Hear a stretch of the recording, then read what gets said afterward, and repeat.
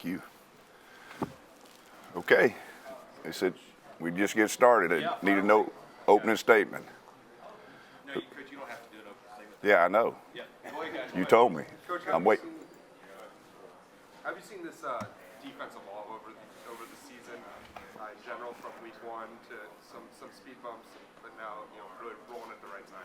Well, I think what it goes back to spring practice. Obviously, we had some guys out in spring practice, key players.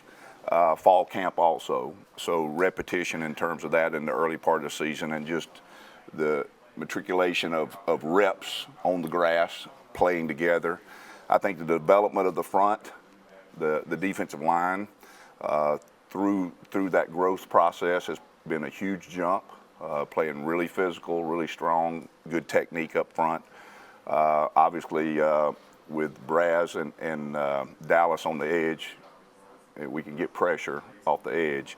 I think that's the biggest thing up front. In the back end, just getting them to play together. There were a lot of moving parts, and obviously we had Caleb Downs, a freshman, come in, who is not playing like a freshman.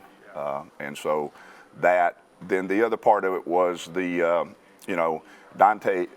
was the really the only linebacker with reps for us. So we had to get a lot of reps to two, Tresman Marshall and Jahad Campbell, who had not played linebacker at Alabama. And getting that in sync in actual game speed is probably where it came. Kevin, with a month or so to look at this Michigan offense, what really sticks out to you so far? Well, they're very big. They're very well coached. They play physical at the line of scrimmage with good technique, and they're very capable of running the ball. And then they have a quarterback who is obviously very talented and understands their offense and executes at a high level, game in and game out. Very consistent across the board. When you look at Blake Corum as a running back, what stands out about him on tape? Very physical runner. He's got really good balance and body control, kind of a patient guy that has a good, one jump, skip, patience, find the hole, good vision.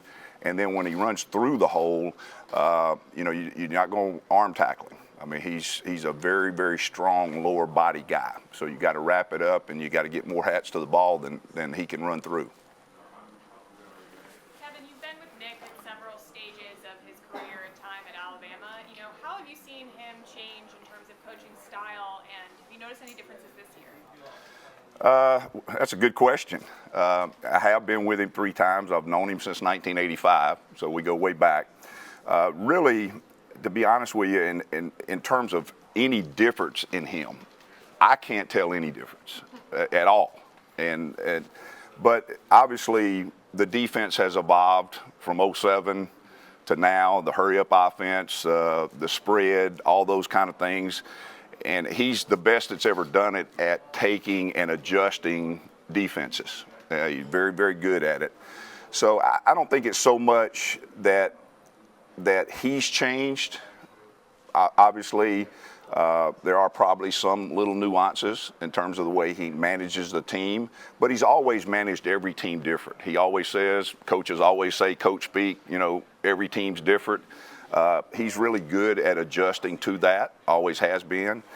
I personally think he's the best it's ever been at game planning and taking away what people do best. Kool-Aid McKinstry's obviously had a fantastic season. You've coached a lot of defense in your time. Where would you rank him in quarterbacks that you've ever coached? Well, they're all different, like running backs. I mean, I was on a team that had Barry Sanders and Thurman Thomas on the same team in college. 2 Hall of Famers, totally different backs. So to compare guys, it's really hard. They're different style players, and their strengths and weaknesses are different. Highly competitive, highly intelligent, and just understands the game to where he's a step ahead. And that's probably the biggest thing with Kool-Aid. It's got to be nice to have a guy on the other side in 3, Terry Arnold, who's kind of complimented and done different things, but really locked down both sides of the quarterback. Well, it's hard. People don't realize how hard it is, but you guys have seen it. You covered a lot of ball. When you have a guy like Kool-Aid on one side, where does everybody want to go? The other side. And when that pressure's on you, and that's, corner's hard enough. You're on an island, literally. And so when you're opposite somebody who is established, it puts a lot of pressure on you. And he's handled it remarkably well, very, very smart, very competitive. And he's kind of got ice water in his veins. We always talk about play the next play. He probably does as good a job of being able to play the next play as anybody. You mentioned Marshall and Campbell as two guys who needed reps because they hadn't played a lot. Kind of same deal with Tim Keenan up front. What has he brought to the defense? Well, first of all, he's a grown man. He is a strong, strong guy, but he's very, very mature. He's a pro. He comes to work every day. He's consistent in what he does. He does not have ups and downs. That's a hard job when you got 300 pounds on your right ear and 300 pounds on your left ear coming at you. And, of course, he's a very powerful man, very strong, uses his hands very well. But, again, I go back to those guys. You have to be a smart football player. And our whole defensive line, we've got some really, really smart guys. But Tim is kind of a guy that he kind of knows what's coming before it happens. Malachi said he has to remind himself sometimes that Caleb Downs is still a freshman. When did he stop looking like a freshman to you? We got in about the same day, and I didn't know he was a freshman. With your defensive linemen, you got Dallas Turner and Braswell, but Justin Avoidby kind of goes under the radar sometimes. How beneficial has it been to have a guy like that as kind of one of your third or fourth guys on that? Yeah, Justin, number one, you'll see him here in a minute. He's a large man. He's very powerful. But it goes back. That was one of the guys, with his neck situation, not in spring practice, early fall camp, limited. And so we had to, he just come out of it.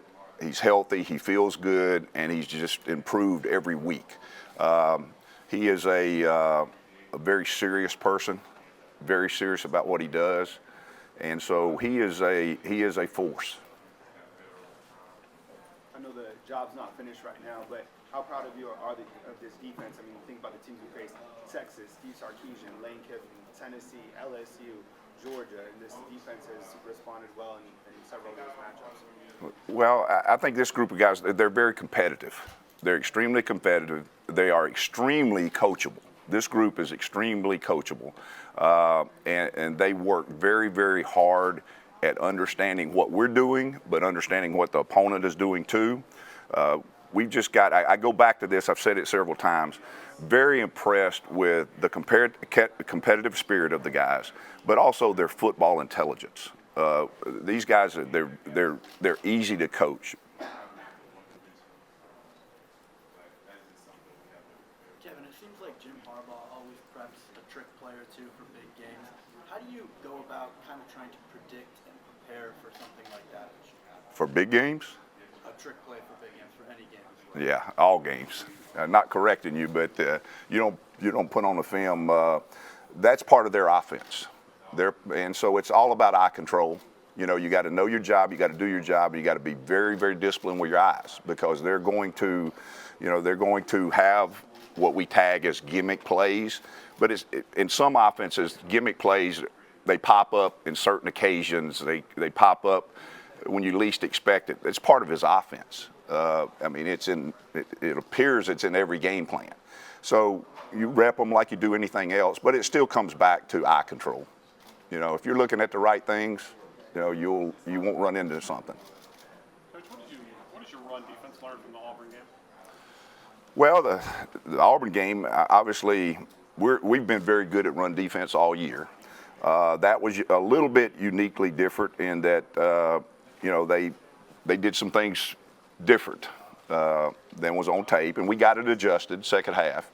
I think the biggest thing was just, again, the run fits. You got to be disciplined in it. You can be too tight, you can be too wide, and it's a difference in 3 yards and 30 yards. And so just the discipline of it. I asked Coach Saban early on in the year about your offensive side of the ball and Tommy DeReese. 31 years old as an offensive coordinator in Alabama is pretty impressive. What's the relationship been with you guys, and what have you seen out of him? We were really impressed with the stuff he's Well, seen. both of my children are older than him. Tommy is, I've known his dad for a long time, back when he was an assistant at UCLA. I've known Tommy for a long time. Number one is, Tommy is a very, very smart guy. he understands football at a high level for being young. But as smart as he is, it's not surprising. The best thing about it is you think about Tommy is that Tommy is a tough guy. You know, when you're a quarterback, play caller, college quarterback, you know, you may have this perception of just, okay, he wants to throw the ball all over the lot. He's a tough guy. He understands the physicality of football. And in the SEC, that's important. So very impressed with him. He's got a bright future, There's been moments this year where your boss has been smiling a bit more, laughing a bit more. Apparently after the SEC championship, he was dancing in the locker room. I don't know if you saw that at all, but have you seen any new sides of him come out this season? Well, like I said before, I've not noticed anything different. I've known him for a long time. He smiles at the right times. He always has. So, no, I really hadn't noticed anything different. Now, the dance was different. Okay. The dance was different. Can you show us what his moves were? Not this guy. Kevin, did he have to sell you on coming back? What was that conversation? Well, it was interesting. You know, we've known each other a long time. I personally think, number one, and I've been in football a long time. My dad was a coach too. He's the best that's ever done it. And the way that he has the program at Alabama and the university, the way they're committed to it, and I grew up in the state, it's kind of hard to say no to the University of Alabama football. It's really hard or next to impossible to say no to Coach Saban. And so it was a pretty one-sided conversation. What did you say to him? Yes. Coach, how much has recruiting changed? You know, you mentioned you've been around a long time, known Coach Saban since 1985. There was a time when half of Alabama's roster was Alabama guys, and now it's a national brand. How much more pressure is it to recruit guys coast to coast? Well, recruiting has changed to where I'm not sure it's recruiting anymore. It's evaluation. Obviously, we have NIL, transfer portal in it now. The NIL, that's changed recruiting. It used to be a relationship. Stay close to home, go to your favorite school, go to your favorite coach, go to the coach that you had a relationship built with as a position coach or a recruiter. And there's so many other factors that go into it now, all the way from, you know, playing time to finance. And so it's a lot of moving parts. It's completely and totally different. Completely and totally different. A lot of the players seem to enjoy being around Coach Travaris Robinson. How much growth have you seen out of him as a coach this year? Well, Coach Robinson is, again, very, very smart. Very smart. He is a great teacher. He's a great recruiter. He has a very good relationship with people. He's got really good people skills. He's a great communicator.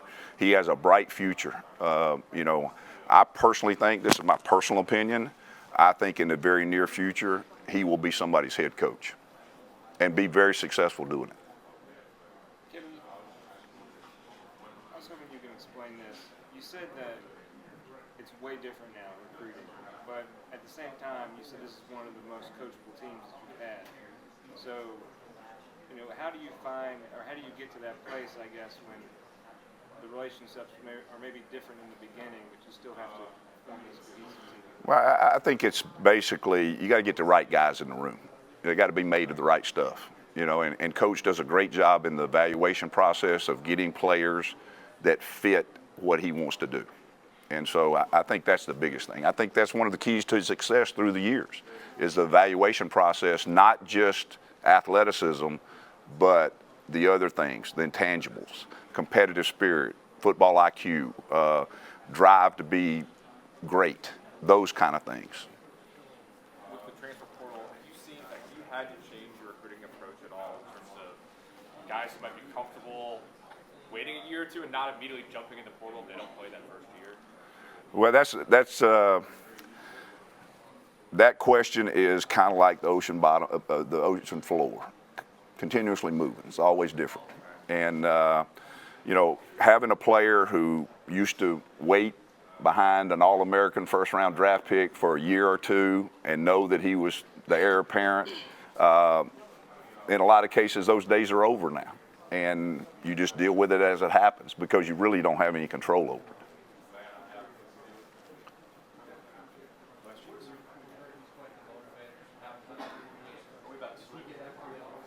5 minutes remaining, and then we will switch the players and coaches. All right, so I gotta ask. Lane Kiffin earlier this year said he intimated that they had taken play calling away from you. What did you think of that? And Nothing. Nothing. I know Lane. okay. Why do you think he said it? I don't know. I don't know. You'd have to ask him. Did they take the play calling away? Did any of that change? No. Coach, you talked just briefly about Caleb Downs earlier. You said that he got in the same day as you, but Coach Saban talks about a lot of the maturity that he has as a player and the next play mentality. Can you just elaborate a little bit more about his playing style? I know he has 99 tackles coming into this game. Caleb Downs. Yeah. Caleb's just a football player. And I know that's kind of a broad statement. He's very smart, very competitive, very mature, and just has an athletic skill set that really allows him to be a great player. Some of it's a gift, but it's also the way he's made up. I'll help you on one of your questions, though. Who do you think the defensive coordinator at Alabama is? Who? Who? Name but one. And he's won 7 national championships. As long as you know that, we're good. There's nothing else, guys. We'll move Coach on into the next room. Has he evolved at all in terms of how hands-on he is with the defense? No. Still the same as when I used to go visit him at Michigan State when he was the head coach there. Brilliant defensive mind. Brilliant. One step ahead all the time. He has the ability to see things and take away what you do best instantly, and adjust it instantly. Coach Deontay was saying you know how to get him going from a motivational standpoint. How do you know when to pick and choose? Who's that? Deontay Lawson was just saying you know how to motivate him. When do you know when to pick and choose when you've got a lighter fire under there? Well, they're all different. They're all different. The way you communicate with them is all different. They all have different personalities. Deontay is one that you can be very direct and calm with him. You can talk to him with your eyes. You really can. And then every now and then, you might need a little stronger encouragement. And he's got the kind of personality that takes coaching very well. But this whole group does. Do you need your middle linebacker to kind of be a calming presence as the quarterback of the defense? No question. There's a lot of moving parts out there, and there's a lot of communications, a lot of checks. And you got to be able to react under fire. Kevin, have you had to evolve the way you communicate with players over the years, or are there still guys out there who can take the kind of coaching that people did in the 80s and 90s? Well, I don't think you could coach like you did in the 80s and 90s. If you did like you did in the early 80s, they'd arrest us. So, yeah, we've had to evolve. Okay, guys, we're going to move Kevin on to the other room.